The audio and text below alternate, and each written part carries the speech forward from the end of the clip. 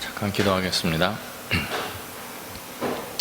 하나님 아버지, 오늘 3일 예배로 각처에서 주님 앞에 말씀을 듣고 예배하는 자들에게 은혜를 베푸시고 저들의 가정과 저의 사업장과의 일터를 지켜주시고 이 어려운 때를 잘 지날 수 있도록 주님 보호하시고 도와주시옵소서. 이 말씀을 들을 때에 이 말씀이 들리게 하시고 깨달아지게 하시고 또 이 말씀이 적용되어서 유익하게 해 주시옵소서. 예수님 이름 드리고 기도하옵나이다. 아멘.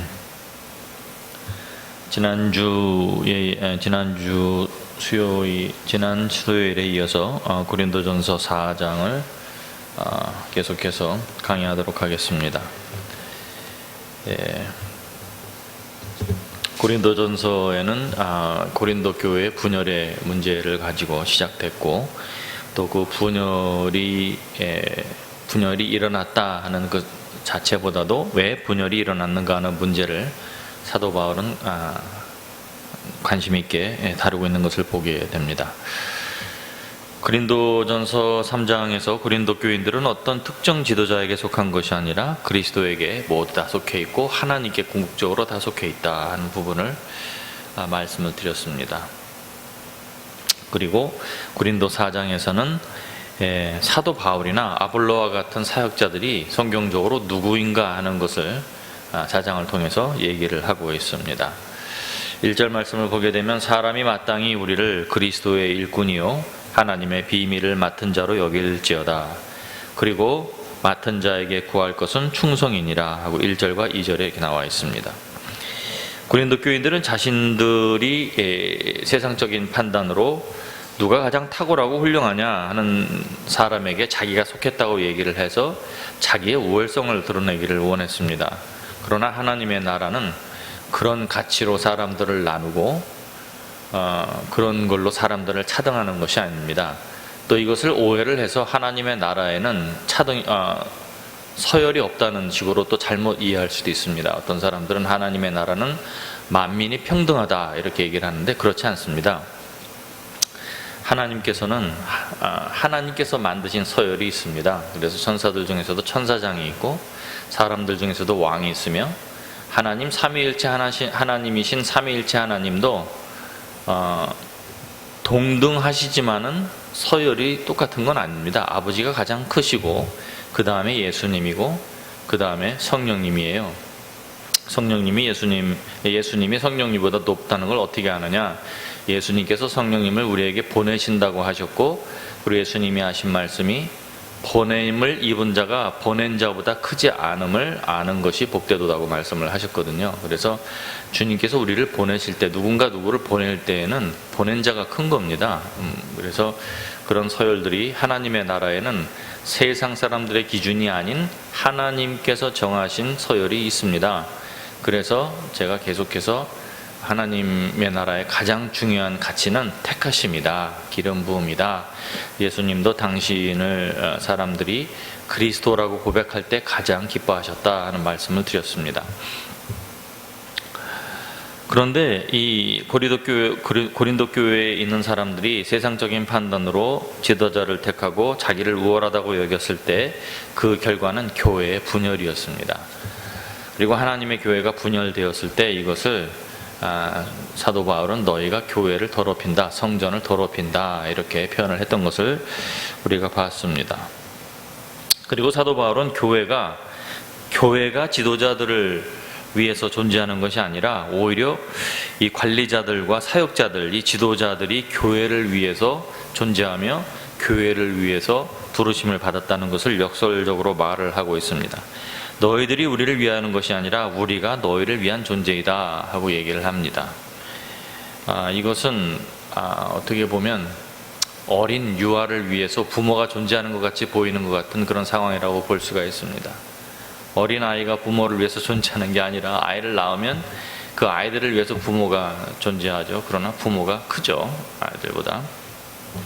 사도 바울은 고린도 교회에게 사람이 마땅히 우리를 그리스도의 일꾼으로 알고 있어야 한다고 얘기를 했습니다. 그래서 여기서 한 데피니션이 나오죠. 이 사람들이 도대체 누구인가?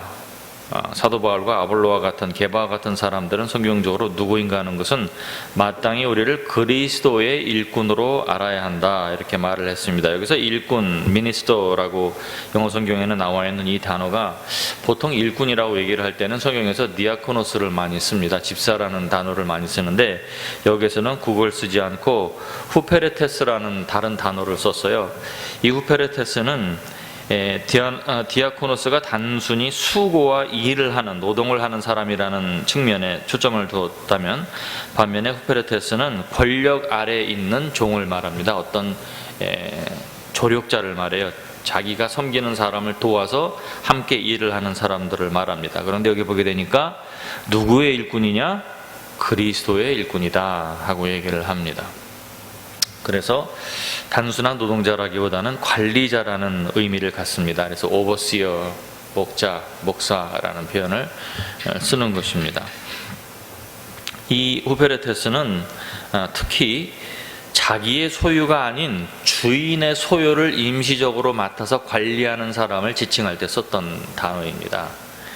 그래서 우리 목회자들이 또 사역자들이 본인이 맡아서 거기를 관리를 하고 있지만 청지기일 뿐이요, 그 사역이나 교회가 자기의 것이 아니라는 것을 항상 생각을 해야 하고, 또 마찬가지로 우리의 이 삶을 살고 있는 일반적인 사람들도 자기가 맡고 있는 사업장이나 자기가 맡고 있는 직장이나 여러 가지 일들이, 또 심지어는 자기의 자녀들도 사실은 궁극적으로 내 것이 아니라는 것을 항상 생각을 해야 합니다. 그래서 이것은 우리가 내가 원천적인 주인이신 주님을 위해서, 하나님을 위해서 내가 지금 관리를 하고 있고 내가 섬기고 있다는 생각을 가질 때, 그런 생각을 가지고 하는 모든 행위가 상이 있다 이렇게 말씀을 합니다.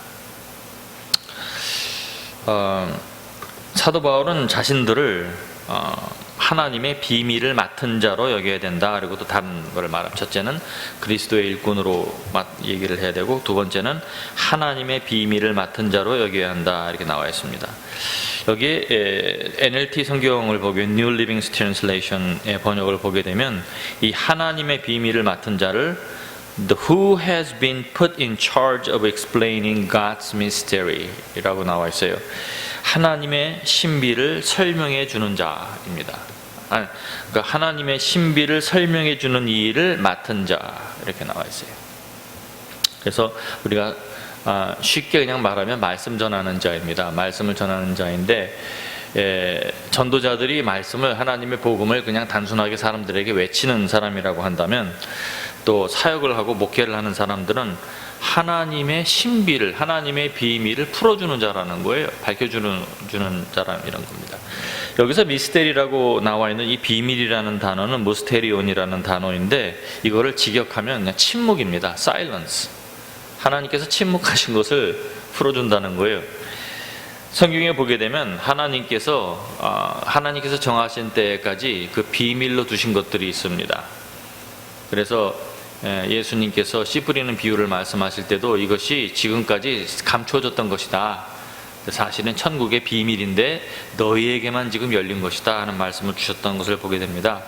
그래서 예수님이 하셨던 이런 일을 사역자들이 이제 예수님이 하던 일을 하는 거예요. 근데 그게 뭐냐 하면, 말씀을 읽고 그 말씀을 깨닫게 해주시는 성령님의 능력을 힘입어 말씀을 사람들에게 깨달을 수 있게 도와주는 것입니다. 그래서 그런 일을 맡은 자, 스튜어드, 청지기라는 단어를 여기 쓴 것을 보게 됩니다. 성경에 보게 되면 하나님께서, 주님께서 택하신 때까지 그것을 비밀로 두기로 유보하신 것들이 있어요. 그래서 성경에 아직도 안 열린 것들이 있을 수 있습니다. 그래서 성경을 다 할 수는 없어요. 그래서 성경을 억지로 풀지는 말라고 했습니다.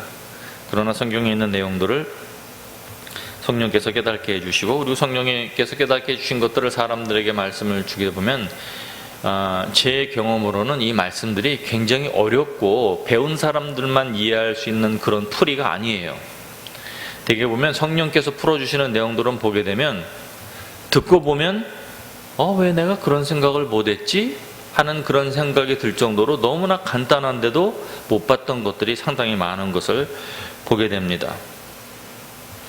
여기에 맡은 자, 스튜어드라고 번역된 오이코노모스라는 단어는 집에서 무언가 필요한 것들을 사람들에게 논아주는 관리자를 말합니다. 일종의 집사 같은 일인데 집의 관리자를 말을 합니다.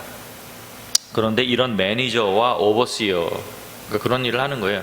하나님의 말씀을 때를 따라 주님의 성도들에게 반포하고 도와주고 이렇게 논아주는 일을 합니다. 그런 일을 하는 사람들에게 구할 것은 충성이라는 거예요. 충성이라는 단어는 이제 피스토스라는 단어인데 신뢰할 만하다는 겁니다. 근데 누가 신뢰할 만한 거예요? 교인들이 보기에 신뢰할 만하다는 게 아니라 하나님이 보시기에 신뢰할 만해야 되는 겁니다. 이 주님께서 목회자들에게 맡긴 이 사역들에게 맡긴 일은 교회를 세를 키워서 자기 영역을 넓히라는 게 아니에요. 참 이 중요합니다. 특히 교회가 크고 교세가 커지면 나도 모르게 거기에 빠질 수밖에 없어요. 그러나 끝나는 그날까지 이건 내 것이 아니다. 사람들이 나를 왕삼으려고 하면 이건 아니다. 그 유혹을 뿌리치지 못하면 상급이 없을 수도 있습니다. 3절과 4절을 봅니다. 너희에게나 다른 사람에게나 판단받는 것이 내게는 작은 일이라. 나도 나를 판단하지 아니하노니 내가 자책할 아무것도 깨달지 못하나 이로 말미암아 의롭다함을 얻지 못하노라. 다만 나를 심판하실 이는 주시니라. 여기 보게 되면 다른 사람에게 판단받는다는 얘기가 나오고 또 나도 나를 판단하지 않는다는 말이 나오고 그리고 뒤에 보면 오직 나를 판단하실 심판하실 이는 주이다. 그래서 판단, 심판 이런 말이 나오는데 이 말들이 다 동일 단어입니다. 똑같은 단어예요. 하나님께서 쓰시는 헤메라라는 단어인데 자, 이 말씀은 조금 설명이 필요합니다. 너희에게나 다른 사람에게 판단받는 것이 나에게는 작은 일이다. 좀 어렵게 썼는데요. 이게 무슨 말이냐 하면 그 교인들이나 세상 사람들이나 다른 사람들이 나를 평가하는 거, 그런 일이 지금 일어나고 있지 않았습니까? 지도자들을 서로 비교하면서 누가 더 탁월하다, 누가 더 훌륭하다는 비교를 했어요. 그게 평가하는 건데 자기 나름대로 평가를 한 거죠. 그것을 심판이라고 이해를 한 겁니다. 근데 그런 일들이 나에게는 별로 내가 신경 쓰지 않는 일이라는 거예요. 참 대단합니다. 이게 난 신경 안 써, 이거에 대해서 난 관심 없어 하면서도 내면적으로 영향을 받는 일이 상당히 많습니다. 그래서 지역 교회나 또 한 교회에 큰 교회에 사역자들이 많이 있을 때 교인들은 생각 없이 말을 할 수 있어요. 누구 목사님보다 누구 목사님이 더 신뢰한 것 같아. 말씀이 착 들어오고 나는 이게 마음에 들어. 이렇게 얘기를 할 때 생각 없이 자기는 얘기를 할지라도 그것이 어떤 결과를 초래할 수 있는지를 생각을 해야 된다는 거예요. 그래서 성숙한 자는 말을 다스릴 수 있어야 합니다. 지역 내에서도 또 심지어는 요새같이 인터넷에 많은 목사님들이 올라오는데 우리 목사님은 누구만 못하다 이렇게 얘기하거나 우리 목사님 누구보다도 더 잘한다 이렇게 말을 할 때에는 우월하거나 열등함에 자기도 모르게 유혹될 수 있습니다. 그래서 참 이 두려운 일이에요. 그래서 누구를 칭찬하거나 누구를 좀 그래도 아직 부족하다 하고 말을 할 때에는 참 조심스럽게 해야 할 것 같습니다. 그런데 참 사도 바울은 굉장히 이런 부분을 초월했던 것 같습니다. 그런 일이 내게는 굉장히 작은 일이다. 난 그런 거에 신경 쓰지 않는다. 심지어는 나도 나를 판단하지 않는다는 거예요. 자기도 자기를 평가하지 않는다는 거예요. 사람들이 아볼로가 제일이다, 게바가 제일이다, 사도 바울이 제일이다 이렇게 얘기를 할 때 나도 모르게 내가 그래도 누구보다는 위에 있고 그래도 누구보다는 내가 낫지 않을까 이런 생각을 자기도 모르게 할 수 있다는 거죠. 굉장히 두려운 거죠. 그런데 이런 판단을 하지 않는다는 거예요. 다른 사람들의 의견과 생각을 신경 쓰지 않는다. 여기서 끝났으면 굉장히 소통, 불통, 아집 이렇게 들릴 수도 있습니다. 우리 목사님은 대화가 안 돼. 내가 무슨 얘기를 하고 무슨 이렇게 좀 도와주기 위해서 뭔가 얘기를 해도 도대체 우리 목사님은 들으려고 하질 않아. 굉장히 조심스러운 이야기입니다. 왜냐하면 목회자에게 말씀을 주는 자는 하나님이십니다. 첫째. 근데 그거에 대해서 목회 방침이라든지 또 말씀이라든지 이런 부분에 대해서 내 입맛에 맞게 해달라고 말을 하는 것은 그 사람이 하나님이 되는 거예요. 그렇다면 굉장히 위험할 수 있는 거죠. 그런데 사도 바울은 이런 것들을 신경 쓰지 않으며 또 나 자신도 내가 스스로 평가하지 않는다는 거예요. 그리고 내가 자책할 아무것도 깨달지 못한다고 그랬어요. 이 부분은 참 대단한 말씀인데, 이 말씀은 두 가지 측면에서 이해할 수 있습니다. 첫째는 본인이 윤리적으로 율법적으로 전혀 꺼리낌이 없는 깨끗한 삶을 살고 있다는 그런 선포가 될 수도 있습니다. 성경 말씀에도 본인이 나는 율법으로 볼 때 율법의 의로는 흠이 없는 자라고 그렇게 말을 한 적이 있었어요. 빌립보서 3장 6절에 보면 율법의 의로는 나는 흠이 없는 자다. 참 몇 사람이나 이런 말을 할 수 있을까요? 겉모습만 얘기한 거라고 할지라도 굉장한 사람 선포인 것을 볼 수 있습니다. 양심의 꺼리끼는 어떤 비윤리적이거나 율법에 어긋나는 것도 생각나지 않는다는 거예요. 그런 측면이 있고, 여기 문맥상으로 볼 때 고린도 교회의 교인들을 대할 때, 그들을 대할 때 나의 양심이나 나의 태도나 나의 생각이 양심에 꺼리끼는 일이 없다는 거예요. 좀 더 풀이를 한다면, 내가 그 교인들이 나를 우월하게 생각하거나 열등하게 생각할 만한 아무것도 말하거나 행한 적이 없다는 겁니다. 그들이 지금 사도 바울이 대단하다, 탁월하다, 누구보다 낫다 그렇게 말을 할 때 그런 것을 도모하고 초래하고 돕기 위한 어떤 말도 행동도 한 적이 없다는 거예요. 그런 부분으로 볼 수 있는 것을 보게 됩니다. 고린도 교회에 일어나고 있었던 분쟁의 사건에 자기의 이름이 거론되었지만 그 일을 본인이 일으킨 것도 아니고, 그리고 사도 바울이 오직 인정하는 평가는 그들의 평가가 아니라 그리스도 하나님 예수 그리스도의 평가이다. 근데 이것은 목회자에게만 적용된 것이 아닌 것입니다.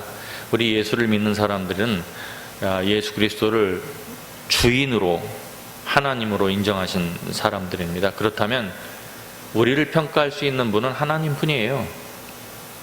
그러므로 하나님의 평가를 신경을 쓰고 하나님께서 어떻게 생각하실까, 주님께서 어떻게 평가하실까를 생각해야지 사람들이 뭐라고 할까 하는 부분에 치우쳐서 하나님께서 명령하신 것을 거부한다면 그것이 문제가 될 수 있습니다. 사람들의 평가를 전혀 신경 쓰지 말라는 건 아니죠. 사회에서도 지탄받는 그런 행동은 피하는 것이 맞습니다. 5절을 보게 되면, 그러므로 때가 이르기 전 곧 주께서 오시기까지 아무것도 판단하지 말라. 그가 어두움에 감추인 것을 드러내고 마음의 뜻을 나타내시리니 그때 각 사람에게 하나님으로부터 칭찬이 있으리라. 아까 판단, 심판, 또 여기에도 또 판단이란 말이 또 나오는데, 이 단어는 크리노라는 단어인데요, 구별하다는 뜻입니다. 그래서 심판받기 위해서, 형벌을 위해서 사람들을 구분해내거나 무슨 특정한 이유로 사람들을 따로 너 여기 나와 있어, 일로 나와 이렇게 구분하는 것을 연상시키는 말입니다. 그래서 사실은 다른 평가해서 처벌하다라는 의미도 가지고 있습니다. 이 단어를 사용하는 것은 여기서 보게 되면 그리스도께서 주께서 오시기까지 아무것도 판단하지 말라, 아무도 심판하지 말라. 이 말은 그들이 지금 하고 있는 그 분열을 조장한 행위들이 심판이라는 거예요. 그 자체가.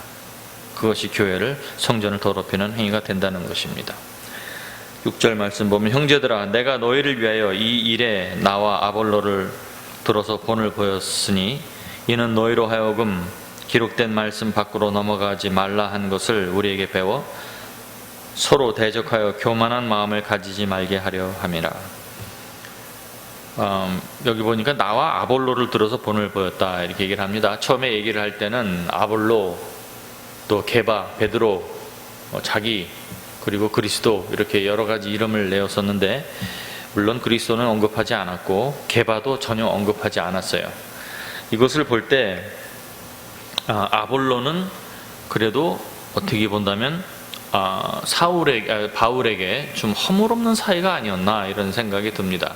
혹시 제자나 자기가 이런 예를 들어서 언급해서 얘기를 해도 자기를 이해해 줄 만한 서로의 관계가 있는 사람일 거라는 생각이 듭니다. 게바는 사도 바울이 아직도 교회를 핍박하고 있을 때부터 이미 사도였어요. 그리고 게바는 베드로는 초대교회 모든 사람들에게 가장 유명하고 잘 알려진 사람이라고 할 수 있습니다. 그러므로 허물없는 사이는 아니었을 거로 봐요. 그래서 여기 보게 되니까 이 일을 위하여 나와 아볼로만 들어서 이것도 지혜인 것을 보게 됩니다. 그래서 사도 바울은 하나님의 지혜와 세상의 지혜, 하나님의 일과 사람의 일, 하나님의 지혜와 세상의 지혜, 하나님의 일과 사람의 일, 이렇게 나누는 걸 보게 되죠. 자, 여러분, 베드로가 예수님께 주는 그리스도요 살아계신 하나님의 아들입니다 하고 고백을 했을 때 바요나 시몬아 내가 복이 있도다. 그리고 칭찬하셨죠. 그리고 이 반석 위에 내가 교회를 세운다 하고 말씀을 하셨어요. 그러고 나서 인자가 장로들에게 고난을 받고 예루살렘에 가서 이제 핍박을 받고 거기에서 죽었다 돌아가신 후 장사된 후에 3일 만에 다시 일어나리라. 자기 선생님이 죽겠다고 하게 되니까 베드로는 그것을 약한 소리로 들은 것 같습니다. 그러니까 베드로가 뭐라 그랬어요? 영어 성경을 보게 되면 예수님을 꾸중했다고 그랬어요. 꾸짖었다고. 그러니까 인간적으로 볼 때 굉장히 자기의 그 열정적인 관심과 사랑을 나타낸 것으로 보일지 모릅니다. 예수님 그런 약한 소리 하지 마시라고 하면서 이런 일이 절대로 일어나지 않을 것입니다 하고 선포적인 그런 말을 했을 때 예수님께서 뭐라고 하셨어요? 사단아 내게서 물러가라, 내 뒤로 물러가라, 이렇게 얘기를 하십니다. 그러면서 뭐라고 하셨냐면 내가 하나님의 일을 생각하지 아니하고 사람의 일을 생각한다, 이렇게 얘기를 했어요. 이 부분이 우리가 아주 잘 생각해야 될 부분입니다. 왜 그런가 하면 우리가 사람과 관계를 가지고 신앙생활을 하다 보면 잘 예수를 믿고 좋은 일을 하다가 그 사람이 하나님을 배반하고 하나님께서 금하시는 일을 하면서 자기에게 동조하고자 하거나 눈 감아달라고 하는 일이 있을 수 있습니다. 그럴 때 그 사람에게 거절하거나 예수님같이 사단아 물러가라 이렇게 하기 굉장히 어렵습니다. 그러므로 우리가 하나님을 믿는다는 것은 내가 누구의 편인가를 항상 생각을 해야 합니다. 우리가 사람들의 그 정을 끊지를 못해서 우물쭈물하다가 하나님을 배반할 수가 있어요. 성경적으로 볼 때 예수님은 이런 부분에 대해서 상당히 단호하셨던 것을 보게 됩니다. 어떤 실수를 해서도 예수님은 다 용서해 주셨지만 다른 사고방식으로 사람의 사고방식과 사람의 일을 생각해서 사람의 인정으로 하나님께서 예비하신 일을 일어날 수 없다고 선포하는 자는 사단이라고 사단의 생각, 인간의 일을 생각한다고 얘기를 했던 것을 보게 됩니다. 교인들을 몹시 사랑하고 그들을 아꼈지만 그들이 인간적인 사고방식에 빠졌을 때 꾸중한 것을 보게 됩니다. 이는 너희로 하여금 기록된 말씀 밖으로 넘어가지 말라 한 것을 우리에게 배워, 이렇게 나와 있는데 여기서 기록된 말씀이라고 하면 우리는 그냥 단순히 구약 성경을 생각할 수 있습니다. 여기서 구약 성전이라고 볼 수도 있겠지만 문맥상으로 볼 때 이 원어 성경을 보게 되면 이 기록된 말씀은 which is written이에요. 그냥 기록된 거라는 뜻입니다. 경전을 말하는 것이 아니라 제가 보기에는 고린도전서 1장에서 3장 내용에 이전에 이미 기록된 부분들을 얘기하고 있다 하는 것이 더 적절해 보입니다. 그래서 그 앞에 무슨 말을 했나 하면 세상의 기준과 사람의 생각으로 분당이나 분열을 하지 말고 서로 대적하여 교만한 마음을 갖지 말라는 거예요. 이런 부분 외에 다른 것으로 너무 오버하지도 말라는 것입니다. 4장 7절을 봅니다. 누가 너를 남달리 구별하였느냐? 내게 있는 것 중 받지 아니한 것이 무엇이냐? 내가 받았은즉 어찌하여 받지 아니한 것처럼 자랑하느냐? 누가 너를 남달리 구별하였느냐는 이 구절에서 남달리 from another 라는 부분은 원어에 없는 부분입니다. 이것은 그냥 삽입된 부분이에요. 왜 이것을 없는 것을 삽입을 했느냐. 그래서 이것을 넣었을 때와 안 넣었을 때 두 가지로 우리가 해석이 가능합니다. 첫째는 누가 너를 다른 이들보다 너를 특별하다고, 우월하다고, 열등하다고 다르게 구별했느냐 이거예요. 원천적으로 구원의 자격을 가진 하나님의 능력으로, 하나님의 은혜로 구원을 받은 모든 사람들은 다 같은 것입니다. 하나인 것입니다. 그런데 거기에서 사람의 세상의 지혜로 그들을 차등하거나 차별할 수는 없는 것입니다. 근데 그들이 그런 일을 했어요. 그러니까 도대체 누가 너희들이 특별하다고 그렇게 말을 했냐는 거예요. 두 번째는 누가 너를 구별하였느냐예요. 다른 남달리가 아니라 그냥 누가 너를 구별하였느냐는 거예요. 이 세상에서 누가 너희를 구별해내어 구원하였느냐는 겁니다. 거룩하게 의롭게 하였느냐는 것입니다. 답은 예수 그리스도이죠. 고린도 교회에게 있는 모든 지식과 소유는 하나님께 받은 것입니다. 특히 그들이 가지고 있던 구원과 의로움과 거룩함은 자기들이 성취한 것이 아니라 하나님께 은혜로 받은 것들입니다. 그런데 그런 것들을 자기를 우월하게 여기는 조건으로 삼았어요. 그래서 주님께서 꼭 무슨 은혜로 거저 받은 것이 아니라 자기가 무슨 노력을 하고 애를 써서 스스로 만들어낸 것처럼 왜 자랑을 하느냐 이것입니다. 예수 그리스도 외에는 다른 것을 자랑으로 삼지 말라 하고 얘기를 성경은 하고 있습니다. 8절 말씀 보면 너희가 이미 배부르며 이미 풍성하며 우리 없이도 왕이 되었도다. 우리가 너희와 왕노릇하기 위하여 참으로 너희가 왕이 되기를 원하노라. 이 말은 좀 약간 이대로 읽으면 무슨 말인지 약간 좀 어렵습니다. 그런데 이 구절을 이해하기 위해서 New Living Translation 영어 역본문을 한글로 번역을 하면서 제가 읽어드리겠습니다. You think that you already have everything you need. 너희는 너희들이 필요한 모든 것을 이미 가졌다고 생각하는구나. 이런 뜻입니다. You think that you are already rich. 너희는 너희들이 이미 부자라고 생각하는구나. You have begun to reign in God's kingdom without us. 우리는 제외하고 우리는 빼고 우리 없이 하나님 왕국에서 이미 다스리기를 시작하였구나. 뭐예요? 지금 심판하고 판단하고 평가하고 다 하잖아요. 이건 다스리는 모습이라는 거죠. 왕노릇하는 거라는 거예요. I wish you really were reigning already, for then we would be reigning with you. 너희가 정말로 다스리기를 시작했다면 좋겠구나. 그랬더라면 우리도 너희와 같이 다스리는 것을 시작할 수 있을 테니 말이다. 이런 뜻이에요. 이게 무슨 말이냐면 이 사람들이 다스리는 날이 옵니다. 언제? 천년왕국 때. 예수님이 이 땅에 재림하시고 주님의 왕국을 세우실 때 그때 우리가 다 함께 왕노릇하게 됩니다. 근데 그때가 오기 이전에 이미 지금 왕처럼 행동한다는 거예요. 왕노릇하고 이미 부유한 것처럼 행동한다는 것입니다. 그래서 정말 그때가 이미 와서 너희들이 그렇게 하는 거라면 좋겠다. 왜? 그렇다면 우리도 그렇게 할 수 있을 테니 말이다. 이렇게 지금 얘기를 하고 있는 것입니다. 고린도 교인들이 자기 자신을 생각대로 판단하고 평가하는 모습을 보면서 그들이 이미 예수님이 오셔서 예수님의 나라가 임하시고 왕국이 임하시고 그들이 왕노릇하고 그들이 갑이 된 것처럼 행동한다는 거예요. 그리고 정말 그날이 왔더라면 좋겠다는 거예요. 그런데 현실은 그렇지 않다이죠. 너희들 지금 잘못하고 있다는 얘기를 하고 있는 것입니다. 그래서 그 다음 절에 너희들이 왕처럼 지금 부자처럼 배부르게 모든 것이 다 가진 것처럼 이렇게 행동하고 있지만 우리의 모습, 나의 모습을 보건대 우리는 지금 나의 현실은 이렇다.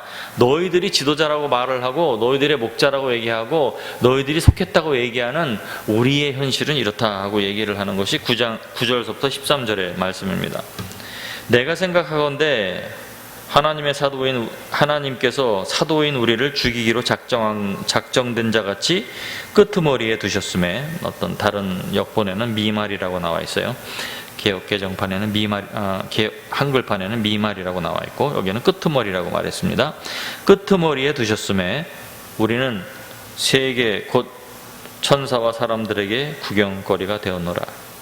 우리는 그리스도 때문에 어리석으나 너희는 그리스도 안에서 지혜롭고 우리는 약하나 너희는 강하고 이렇게 말을 합니다. 자, 요 9절 말씀을 보게 되면 하나님께서 사도들을 죽이기로 작정한 자 같이 끄트머리에 두셨다. 이 말을 할 때 이 고린도 교회 사람들의 머리에 떠오르는 큰 장면이 있습니다. 그게 뭐냐면 로마는 정복전을 많이 했던 로마 병정들, 그러니까 군세가 아주 강한 장군이 있고 전쟁을 하는 그런 나라였습니다. 그래서 로마에서는 전쟁에서 승리를 하게 되면 개선 장군들이 들어오는 모습들이 종종 있었을 거예요. 그래서 이 개선 장군들이 개선을 해서 들어오게 되면 개선 행렬이 있습니다. 개선 행렬이 쭉 있는데 그 개선 행렬에 보게 되면 맨 뒤에 포박되어 끌려오는 사람들이 있어요. 맨 밑말에, 맨 끝에, 끄트머리에, 그 사람들이 끄트머리에요. 그 사람들은 죽이기로 작정한 사람들이에요. 꼭 죽어야 되는 사람들입니다.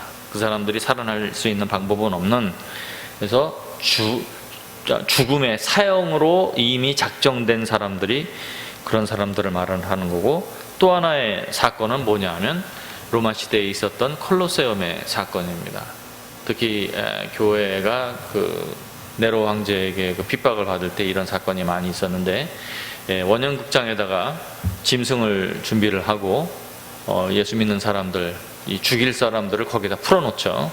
풀어놓고는 맹수를 거기다 풀어서, 배고픈 맹수를 풀어서 그 사람들이 잔혹하게 죽는 것을 구경했습니다. 많은 사람들이 거기에서 그래서 그 사람들, 거기에 집어넣은 그 사람들을 말할 때 죽이기로 작정한 자라는 이 단어를 썼어요.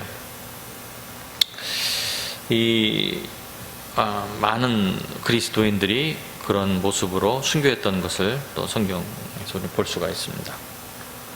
너희들은 세상에서 왕이라도 된 것 같이 행동하고 부유한 것처럼 행동하지만 사도 바울과 그 동료들은 이 세상에서 가장 낮고 천하고 어려운 핍박받는 자리에 지금 있다는 거예요. 그러니까 둘 중에 하나는 지금 잘못하고 있는 거죠. 그러니까 누가 잘못하고 있는 건지 한번 생각을 해보라는 것입니다. 우리는 그리스도를 위하여 혹은 그리스도 때문에 이 세상에서 어리석은 자로 취급되고 있는 와중에 너희는 그리스도 안에서 스스로를 지혜롭다고 여기는구나, 이렇게 얘기를 하는 것입니다.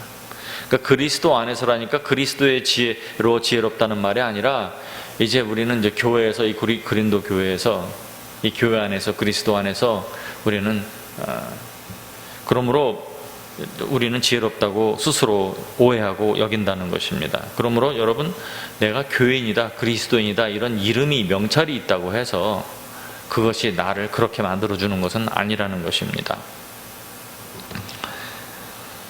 그들이 아직 왕이 아니면서 왕이 된 것 같이 행동하는 것처럼 그들이 스스로 우리를 그리스도 안에서 지혜롭다고 생각을 했고, 그리고 뒷 말씀들이 쭉 그런 식으로 이해를 하면 됩니다. 우리는 약하나 너희는 강하고, 그러니까 우리는 약한데 너희는 강하다고 지금 얘기를 한다는 거예요. 너희는 존귀하다고 스스로 여긴다는 거예요. 우리는 비천한데. 바로 이 시각까지 우리는 줄이고 목마르며 헐벗고 매맞으며 정처가 없고 또 수고하여 친히 손으로 일을 하며, 이 로마 시대에 자기 손을 가지고 노동을 하는 사람들은 천한 계급으로 취급을 받았다고 합니다. 그래서 친히 손으로 일을 하며 모욕을 당한 즉 축복하고 박해를 받은 즉 참고 비방을 받은 즉 권면하니, 지금 고린도 교인들이 지금 서로 분열하고 이렇다 저렇다 하고 지금 하고 있는 모습과는 굉장히 다른 모습으로 있는 것을 보게 됩니다. 우리가 지금까지 세상에 더러운 것과 만물의 찌꺼기가 되었도다. 우리는 좀 바닥에 지금 있는 거예요. 본인은 예수 그리스도께서 모든 고난을 받으시고 십자가에 돌아가신 것처럼 지금 본인도 그리스도의 영광을 위하여, 그리스도의 일을 하기 위해서 이런 핍박과 어려움을 당하며 이런 모습을 하고 있는데, 고린도 교회에 있는 사람들은 이미 다 이룬 것처럼 지금 행동을 한다는 것이죠. 이것은 오늘날 우리 현대 교회에도 적용이 됩니다. 물론 초대교회처럼 꼭 어려워라는 법은 없지만, 교회가 기업화되고 교회가 초대형 사업이 되면 이런 모습이 나오게 되겠죠. 목사는 왕이 아니며 CEO가 아닙니다. 그 부목사들은 얘기하지 맙시다. 고린도전서 4장 14절 17절 보겠습니다. 내가 너희를 부끄럽게 하려고 이것을 쓰는 것이 아니라 오직 너희를 내 사랑하는 자녀같이 권하여 하는 것이라. 자, 이제 톤을 약간 바꾸죠. 굉장히 좀 뭐랄까요, 좀 무거운 이야기, 듣기 좀 불편한 이야기를 쭉 하다가 또 한번 이렇게 권고를 합니다. 그리스도 안에서 1만 스승이 있으되 아버지는 많지 아니하며. 여기 보게 되니까 그리스도 예수 안에서 내가 복음으로 너희를 낳았다, 이렇게 얘기를 합니다. 여기서 1만 스승이라는 단어가 나오는데, 1만 스승이라는 것이 이제 영어 성경에는 instructor로 나옵니다. 이 단어는 파이다고고스라는 단어인데, 이 파이다고고스라는 단어는 두 단어가 합성되어 있는 거예요. 하나는 파이드, 어린아이라는 단어이고, 또 하나는 아고고스라는 단어인데, 이끌어내다, 이끌다예요. 그래서 여러분, 이 단어가 갈라디아서 3장 24절에 몽학선생, 이같이 율법이 우리를 그리스도에게로 인도하는 몽학선생이 되어 라는 구절이 나오는데, 스쿨마스터라고 영어 성경에는 나옵니다. 이 몽학선생이라는 이 단어입니다. 그래서 여기에서는 그냥 스승이라고 나와 있고 번역이 됐고, 갈라디아서 3장에서는 몽학선생이라고 나와 있어요. 스쿨마스터라고 나와 있어요. 이대로만 보게 되면 무슨 뭐 학교 선생님? 이렇게 우리가 스승, 가르치는 자, 이렇게 생각을 합니다. 그런데 이 파이다고고스라는 단어의 원 로마 문화에 사용되었던 이 모습은 뭐냐면, 로마 시대에 주인의 어린 자녀를 학교까지 이렇게 보호해서 데려다 주는 사람을 파이다고고스라고 했어요. 선생님이 아니에요. 그냥 보호해서 일종의 보모라고 할까? 보모는 아니고, 어쨌든 굉장히 잘 사는 집에 이런 일을 담당한 관료, 노예, 종을 총지칭해서 파이다고고스라고 불렀습니다. 이런 사람들을, 그래서 세상에는 1만 스승이 있다, 몽학선생이 있다 얘기를 해요. 그런 사람들은 많이 있다는 거예요. 그런데 사도 바울은 자신은 좀 다르다고 얘기를 합니다. 왜냐하면 이 세상에는 중생하고 나서 여러 사람을 통해서 말씀을 먹을 수가 있어요. 여러분이 뭐 요새 같은 경우는 인터넷을 통해서도 먹을 수 있고, 또 각 교회를 다니면서도 먹을 수 있고, 뭐 여러 가지 사람들에게, 교회에 또 같은 성도들에게도 배울 수 있고, 이런 것들을 여러 가지 이런 일을 가르치는 스승들이 있고, 자기를 이끌어주는 사람들이 있을 수 있습니다. 그러나 여기 보게 되니까 사도 바울은 자기는 아버지라는 거예요. 왜? 복음으로 내가 너를 낳았다는 겁니다. 그래서 보게 되면 이 말도 일리가 있는 것 같아요. 그런가 하면 복음을 전해서 그 사람을 중생하게 하는 사람은 단 한 사람이거든요. 중생을 반복적으로 계속 할 수는 없는 겁니다. 말씀을 배워서 성장하는 것은 여러 사람이 할 수가 있지만, 첫 복음을 딱 전해서 예수 믿게 하는 것은 이 아버지라고 간주를 했어요. 이 부분을 보면서 저는 이건 좀 다르구나 하는 생각을 했습니다. 그런데 이것을 이해하면서 제가 이렇게 생각을 해봤습니다. 우리 육체의 부모도 이런 사건이 아닐까, 이런 생각을 해봤습니다. 아버지는 한 분이에요. 참 아버지는 하나님 한 분입니다. 근데 이 아버지라는 단어의 본 원천적인 뜻이 뭐냐면, 나의 원천이 어디냐는 겁니다. 내가 어디서부터 나왔냐 하는 거예요. 그래서 어머니가 나를 낳았지만 나의 원천은 남자에게서 온 거죠. 그 씨에서 온 거죠. 그래서 성경에도 보게 되면 족보를 얘기할 때 남자들이 낳았다고 계속 나옵니다. 사실은 여자가 낳았는데 남자들이 낳았다고 나와요. 그래서 우리도 그런 문화를 이해하고 있어요. 그런가 하면 우리가 아이들을 낳으면 엄마의 성이 아니라 아버지의 성을 쓰죠. 그래서 이런 것을 볼 때 낳은 거고 육체의 아버지도 아버지예요. 그러나 원천적으로 육체의 아버지도 아버지지만, 참 세상에 여러 아버지가 있지만 참 아버지는 한 분이시죠. 이 세상에 여러 스승이 있지만 참 스승은 성령님 한 분이에요. 그렇죠? 그래서 이런 부분을 볼 때 그런 이해로 사도 바울이 말을 하지 않았나 하는 생각이 듭니다. 그리스도 안에서 1만 스승이 있으되, 1만이라는 것은 많다는 뜻이라는 것으로 그냥 보면 될 것 같습니다. 보니까 그리고 복음으로 너희를 낳았음이라. 16절 그러므로 내가 너에게 권하노니 너희는 나를 본받는 자가 되라. 참 이 얼마나 대단한 말입니까? 자기처럼 살으라는 거예요. 내가 하는 말대로 해라가 아니라 내가 하는 것처럼 하라는 겁니다. 이로 말미암아 내가 주 안에서 근데 지금 너희는 나를 본받는 자가 되라 하고 이 말을 하기 전에 무슨 말을 했어요? 자기가 지금 얼마나 힘든 삶을 살고 있는가 하는 얘기를 했죠. 그 앞에 뭐라고 했습니까? 목마르고 헐벗고 매맞으며 정처 없다고 그랬고, 비방을 받은 즉 권면하고 박해를 받은 즉 참고 모욕을 당한 즉 축복했다 그랬어요. 근데 이런 행위를 너희도 하라는 거예요. 너희들 지금 부자이고 배부르고 왕처럼 지금 생각하지 말고, 그런 것을 하지 말고 지금 내가 처하고 있는 이런 것을 너희도 본받으라는 것입니다. 그러면 액티브하게 주님께서 명령하시는 일들을 해야지만 그런 사건들을 만날 수가 있겠죠. 자, 18절 보겠습니다. 어떤 이들은 내가 너희에게 나아가지 아니할 것 같이 교만하였으나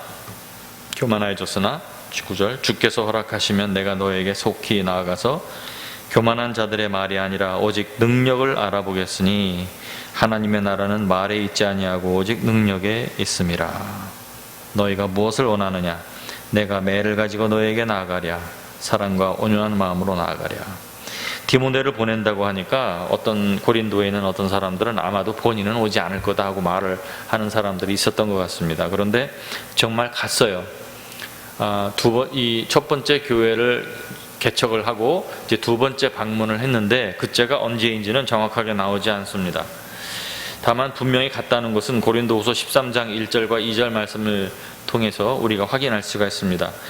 왜런가 하면 고린도후서는 한번 갔다 온 다음에 쓴 편지예요. 그래서 1절에 보면 고린도후서 13장 1절과 2절에 보면 내가 이제 세 번째 너에게 가리니 이렇게 말을 하는 것을 보게 됩니다. 두세 증인의 입으로 말마다 확증하리라. 내가 이미 말하였거니와 지금 떠나 있으나 두 번째 대면하였을 때와 같이 전에 죄 지은 자들과 그 남은 모든 사람에게 미리 말하노니 내가 가면 용서하지 아니하리라. 그들이 첫 번에 가서 경고하고 권면을 했는데 잘 안 들은 것 같아요. 그래서 적어도 사도 바울의 권위는 인정이 되었던 것 같습니다. 이런 말을 할 수 있는 것을 보게 되면 사람들이 인정도 안 해준다면 내가 가서 용서하지 않겠다 그러면 당신이 뭔데 이렇게 나오면 뭐라고 하겠어요.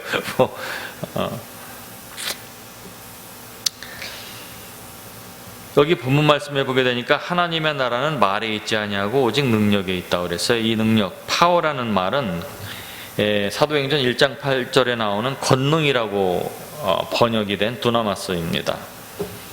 일반적으로 사람들이 가지고 있는 모든 능력, ability, 이것저것 할 수 있는 피아노를 칠 수 있는 것도 이것도 능력이에요.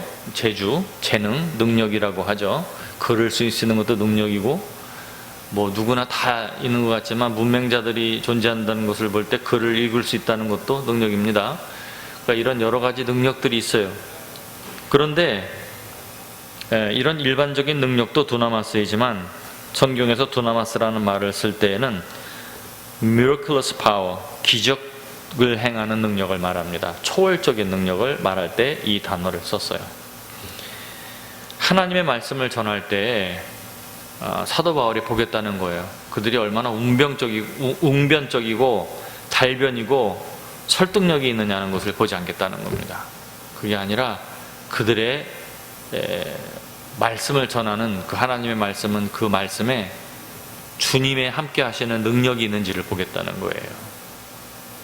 참 이 말씀은 굉장히 도전적입니다. 많은 사람들이 능력이 나타나지 아니하고 또 그것을 원해도 그것을 볼 수가 없기 때문에 좀 못된 사람들은 그것을 조작하거나 있지 않았는데 사람들에게 그런 일이 일어났다고 거짓말을 사기죠. 그런 일을 하거나 하고 또 그것이 안 일어나니까 어떤 사람들은 현대 교회에서는 마지막 사도와 함께 이제 권능과 기적의 때는 지났으며 지금은 기적이 일어나지 않는다, 이렇게 말을 합니다. 그런데 그 말은 굉장히 위험한 말이에요. 왜 그런가 하면, 그렇다면 성경의 일부가 이미 만료가 됐다는 말이 되는 거거든요. 그러면 성경에 이제 더 이상 기적과 능력이 언제가 되면 나타나지 않을 거다, 이렇게 말이 나와야 되는데 그거는 그런 말은 없거든요. 저는 여전히 초자연적이고 기적적인 하나님의 권능과 능력이 나타나야 된다고 믿습니다.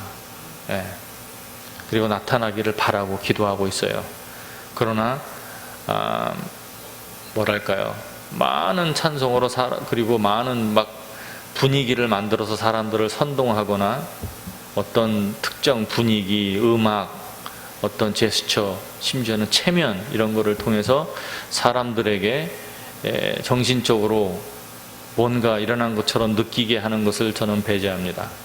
차라리 안 일어나는 게 낫지. 저는 그런 거 몹시 싫어해요. 그런 거 하는 거 많이 봤습니다. 저는 그런 건 아니라고 보고요. 정말 하나님이 행하시기를 저는 원해요.